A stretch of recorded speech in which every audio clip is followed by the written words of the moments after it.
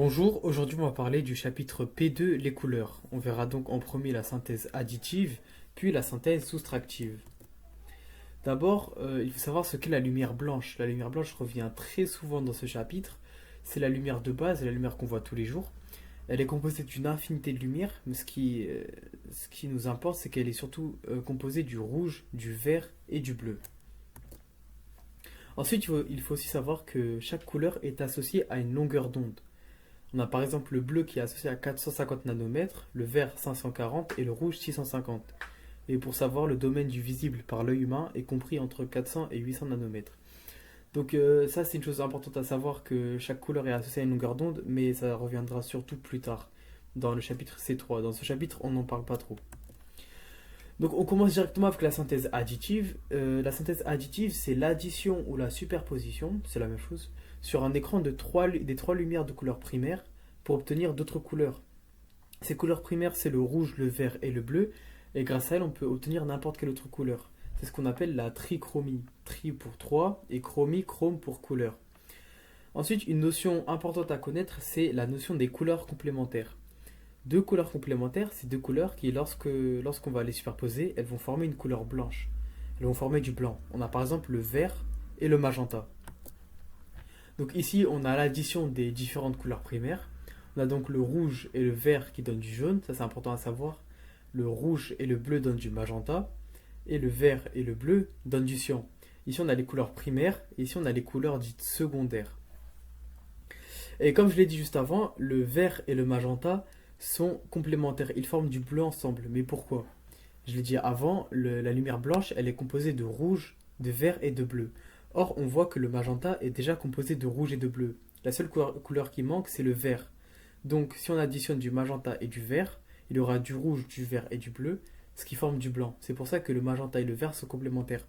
C'est pareil pour le cyan, composé de bleu et de vert. Si on ajoute du rouge, il y a les trois couleurs primaires, ce qui fait du blanc. Pareil pour le jaune avec le bleu. Ensuite, on a la synthèse soustractive. Donc c'est l'inverse de la synthèse additive. Ici, on part d'une lumière polychromatique, une lumière composée de plusieurs couleurs, comme par exemple la lumière blanche, et on va supprimer une ou plusieurs couleurs pour obtenir de nouvelles couleurs. Ici, les couleurs primaires, c'est le jaune, le cyan et le magenta. Et dans la synthèse soustractive, deux couleurs complémentaires ne forment pas du blanc, mais elles forment du noir. Et aussi, un objet, il va absorber les couleurs qui ne le composent pas et transmet ou diffuse les couleurs qui le composent. On a par exemple une pomme rouge qui va absorber le bleu et le vert car il ne la compose pas, mais elle va diffuser du rouge car elle est composée de rouge. Donc ensuite on a l'interaction lumière-objet. Donc il faut savoir que la synthèse soustractive on la voit partout. Dès qu'un objet est en contact avec la lumière, il y a une synthèse soustractive. Donc suite à ce contact avec de la lumière, il y a trois possibilités. Il y a pour un objet transparent la transmission, c'est-à-dire qu'il va laisser passer une partie de la lumière qui l'éclaire, elle va le traverser. Pour un objet opaque, on a la diffusion. Donc ici, la lumière ne va pas le traverser, mais elle va être émise dans toutes les directions. Et enfin, s'il n'y a aucun des deux, donc ni transmission ni diffusion, il y a une absorption. C'est-à-dire que la lumière va être absorbée par l'objet, et donc on ne verra pas cette couleur.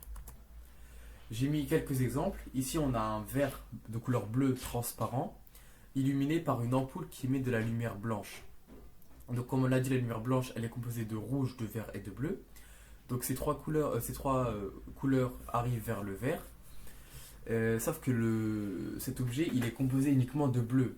Donc le rouge et le vert sont absorbés, tandis que le bleu va être transmis, car l'objet est transparent. Il va donc être transmis, il va traverser l'objet. J'ai fait la même chose pour un objet opaque, avec la même configuration, donc le rouge, le vert et le bleu. Là aussi, ils vont être absorbés, car l'objet n'est pas composé de rouge ou de vert, mais il est composé de bleu. Mais cette fois-ci, comme il est opaque, la couleur bleue ne va pas le traverser, elle ne va pas être transmise, elle va être émise, elle va être diffusée, elle sera émise dans toutes les directions. C'est la diffusion. Donc là, j'avais fait avec une couleur primaire. Ici, on a une couleur secondaire, donc le magenta. Le magenta, on l'a vu, il est composé de rouge et de bleu. Il n'est donc pas composé de vert. Donc là aussi, le vert est absorbé. Il reste le rouge et le bleu. Le rouge et le bleu qui composent le magenta. Ils vont donc être transmis car l'objet est transparent. Il sera transmis, sauf que le rouge et le bleu forment du magenta, donc ils ne vont pas être transmis sous forme de rouge et de bleu, sous forme de magenta, comme on le voit ici.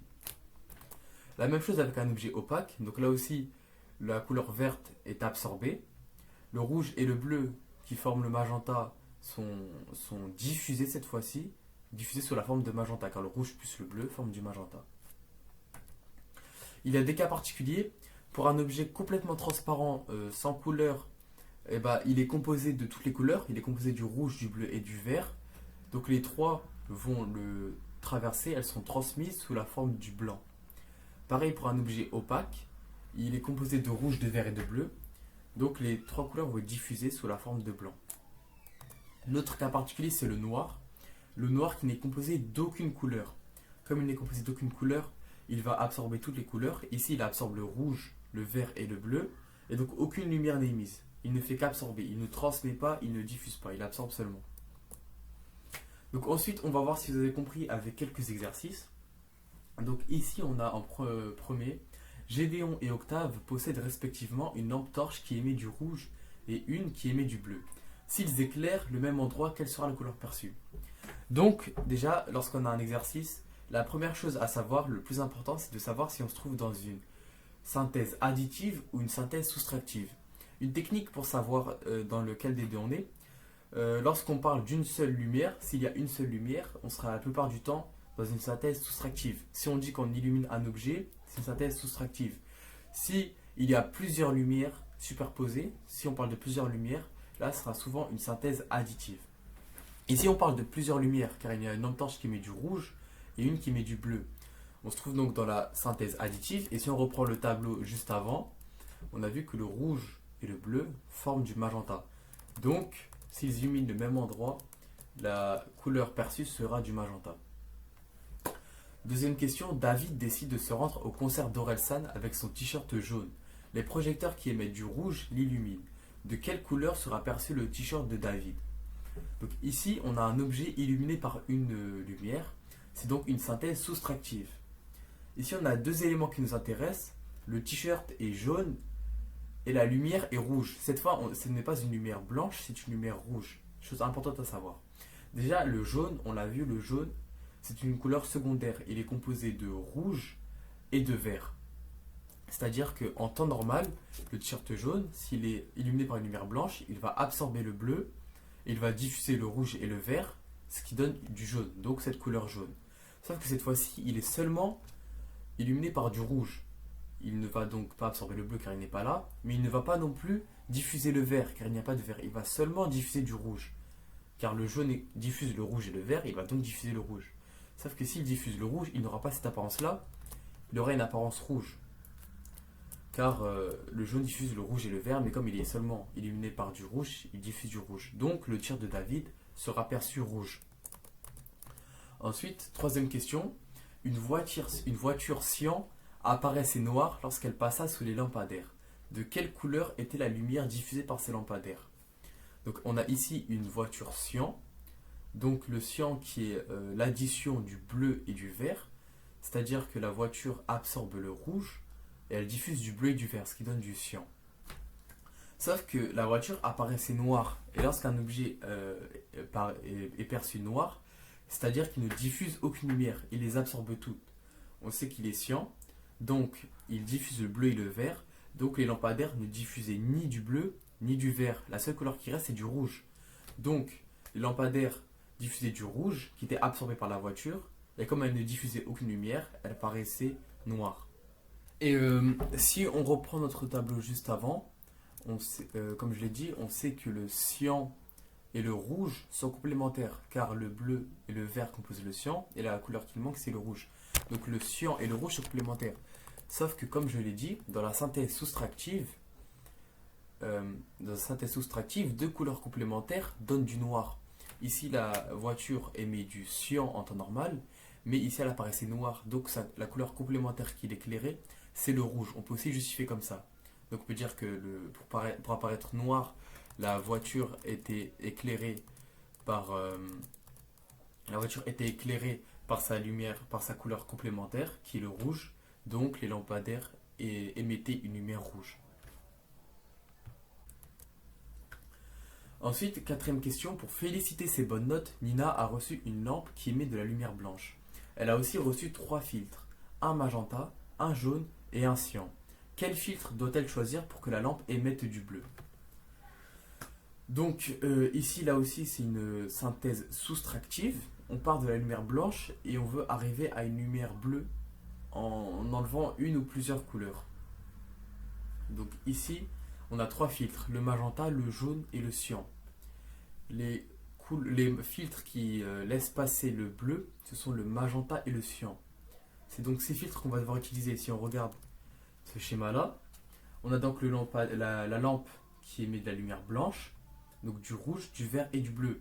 Si on pose en premier un filtre magenta, comme il est composé de rouge et de bleu, il va absorber la lumière verte et laisser passer le rouge et le bleu. Ici, je l'ai laissé comme ça, mais normalement, ça serait une lumière magenta. Mais là, je l'ai laissé en rouge et en bleu pour bien que vous puissiez visualiser. Donc, il va laisser passer une lumière magenta, donc composée de rouge et de bleu. Et avec le filtre cyan juste après, le cyan laisse passer le bleu et le vert. Il ne laisse pas passer le rouge. Il va donc absorber le rouge. Il ne va pas laisser passer de vert parce qu'il n'y a pas de vert qui a été absorbé ici. Mais il va là aussi laisser passer le bleu. Donc, on part d'une lumière blanche à une lumière magenta, puis une lumière bleue. Donc il faut utiliser le filtre magenta puis bleu. Évidemment, ça marche dans l'autre sens. Si on inverse avec un filtre cyan puis un filtre magenta, ici ça sera du bleu et du vert, donc du cyan qui passera, puis le vert sera absorbé par le filtre magenta, et donc du bleu qui passera. Donc on peut dire que, pour répondre à la question, elle doit utiliser les filtres magenta et les filtres cyan, car les deux laissent passer la lumière bleue. Et enfin, on peut finir avec les dernières questions. Si on éclaire le drapeau du Maroc avec une lumière magenta, de quelle couleur apparaîtra-t-il? Donc là aussi, c'est une synthèse soustractive. Donc si on regarde, on a le drapeau du Maroc juste ici. On a une lumière magenta qui l'éclaire. Le magenta qui est composé de rouge et de bleu. On a la partie rouge du drapeau qui diffuse le rouge dans tous les cas. Donc ici, il n'y a aucun changement. Le côté rouge, il va absorber le bleu du magenta, mais il va diffuser le rouge. Donc ici, on le voit, ça reste rouge. Mais l'étoile verte qui absorbe le rouge et le bleu et diffuse du vert. Le magenta est seulement composé de rouge et de bleu. Donc l'étoile va absorber ce rouge et ce bleu, mais il ne va pas diffuser de vert, car il n'y a pas de vert dans la lumière. Elle va donc apparaître noire, car elle absorbe toutes les lumières et elle n'en diffuse aucune. Donc le drapeau apparaîtra rouge avec une étoile noire. Et enfin, que se passe-t-il si je superpose une lumière jaune et une lumière bleue? Donc, si on reprend encore le tableau juste avant, donc ici on superpose des lumières, donc c'est une synthèse additive. Donc on a le jaune ici et le bleu. Sauf qu'on a dit que le jaune et le bleu sont complémentaires, car le jaune est composé de rouge et de vert, et donc la couleur qu'il manque, c'est le bleu. Le jaune et le bleu sont complémentaires, et comme on se trouve dans une synthèse additive, les couleurs complémentaires forment du blanc. Donc si je superpose une lumière jaune et une lumière bleue, j'obtiendrai du blanc.